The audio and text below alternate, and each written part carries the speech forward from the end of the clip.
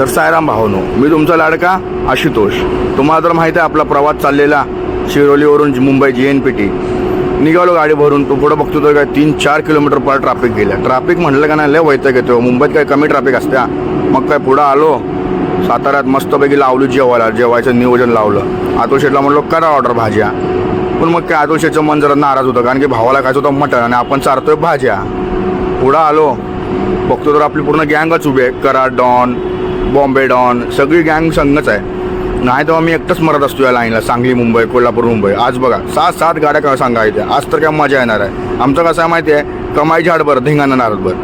तुम्हाला तर माहिती आहे हॅशटॅग ड्रायव्हर. तटत नाही. मग काय पुढं आलो, लावलं चायचं नियोजन. मस्तपैकी चाय वगैरे पिल्या मस्तपैकी. हा बघा आपला परसू पिकी आहे. कसा आहे आपला पिकी आहे, तुम्ही ह्यानं तर बघा तात्या आपले. मग काय हे आपले शेडगे साहेब बसलेले. तर कसा वाटला ब्लॉग भावांनो?